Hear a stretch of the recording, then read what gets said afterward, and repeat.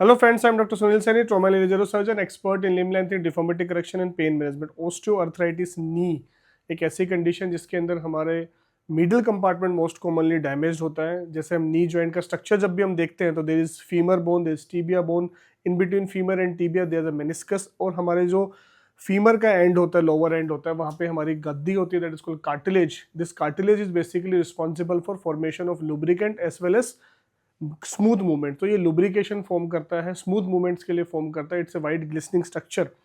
धीरे धीरे एज के साथ ये डैमेज होने लग जाता है, और जब ये 55-60s के अंदर हमें इश्यूज आने लग जाते हैं, हम कहते हैं नी ऑस्टियोआर्थराइटिस। आजकल तो ये अर्ली स्टेजेस के अंदर भी आने लग गया है। नी ऑस्टियोआर्थराइटिस के various treatments are there. Whenever patient is coming at the early stages like grade 1 and grade 2, they can be very well treated with the help of regenerative injections called PRP injections और prolozone therapy. Now in this patient, ये हमारे पास patient आए लखीमपुर से, इनको back एक है और साथ में दोनों नी के अंदर प्रॉब्लम है। Now when you see his her knee, so this is basically the varus deformity. जो वेरस डिफॉर्मिटी इस तरीके से घूम चुके हैं, ये दर्द है ना आपको सबसे ज़्यादा। दैट्स वाई अगर आप एक्सरे में देखोगे तो एक्सरे के अंदर there is middle compartment osteoarthritis. तो मिडल कंपार्टमेंट ऑस्टियोआर्थराइटिस ज़्यादा है, इसकी वजह से वेरस डिफॉर्मिटी हो चुकी है। There is mild FFD, fixed flexion deformity जिसको बोलते हैं, कि नीचे की तरफ घुटना पूरा टच नहीं करता।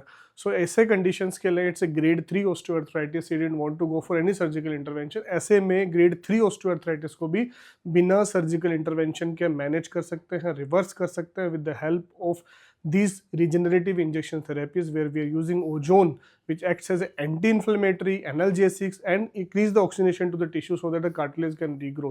Along with that, we are using lubricants, और साथ में physio, rehabilitation, lifestyle modification, medications, strengthening exercises, weight reduction, ये सारी की सारी चीज़ें इंपॉर्टेंट होती हैं। तो now today we are going for prolozone injections. So it's a very simple procedure without any pen.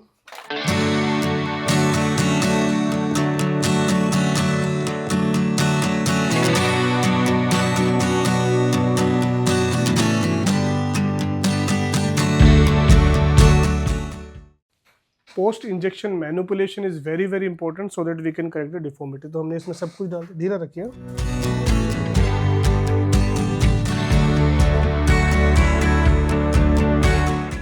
आवाज़ सुन रहे हैं? ये ओजोन की वो है, जैसे पानी भर जाता है ना, पानी, और पानी में अगर आप एयर डालोगे तो किस तरीके से होता है, तो वही ये चीज़ है। बिल्कुल रिलैक्स कर दो, बिल्कुल ढीला छोड़ दीजिए। So now you can see the whole knee is getting bended. पूरा मुड़ रहा है अब तो, पहले कम मुड़ रहा था, मुड़ गया अब, very good. So that is the immediate effect of ozone. Immediate effect of ozone, जैसे हम ओजोन को एक तरीके से फ्लश करते हैं अंदर, जैसे ओजोन को इंजेक्ट करते हैं, it will break the fibrous tissues, fibrous tissue को ब्रेक करती है, इसलिए फिक्स फ्लेक्शन डिफॉर्मिटी बहुत जल्द करेक्ट होती है, range of movement immediately better हो जाती है।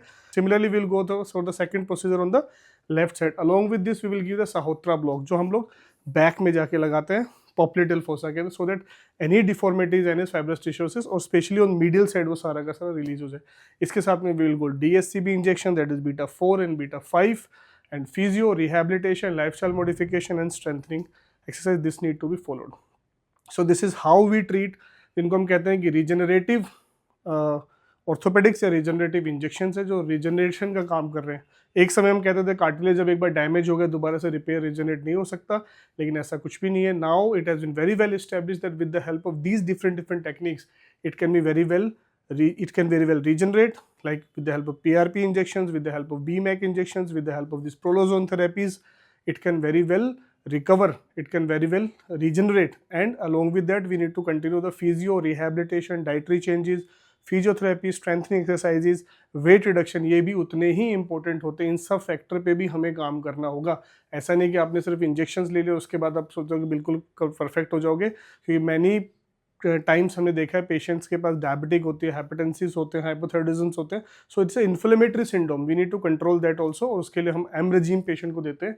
जैसे इनको नी के साथ में बैक पेन भी बहुत सीवियर चल रहा है, हमने इनके एग्जामिनेशन किया तो there is facet joints arthropathy is there, it means arthritis spine के अंदर भी हो रहा है। तो अब उस चीज़ को भी ट्रीट करने के लिए we will give for the DSCB injection with ozone, और साथ में हम फिर एम रेजिम को, मुखर्जी रेजिम को एटलीस्ट फॉर 3 मंथ्स पेशेंट को कंटिन्यू रखते हैं, so that all this degenerative changes दोबारा से ठीक हो सके, आगे में फिर patient further physio rehabilitation, modification, diet changes, ये सारी चीज़ें फॉलो कर सकता है।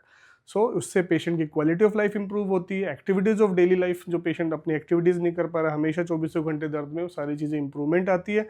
Once pain cycle get break, तो patient can very well do all his activities और हर एक्टिविटीज़ और अपनी एक्टिव लाइफस्टाइल लीड कर सकता है। So this is how we do prolozone for the knee osteoarthritis. तो आपको, आपके जानने वाले, आपके परिवार में किसी को इस प्रकार की समस्या है तो नीचे दिए गए नंबर पे कांटेक्ट कर सकते हैं। अपनी रिपोर्ट हमारी टीम से शेयर करके फ्री ओपिनियन हमारी टीम से ले सकते हैं। Thank you so much.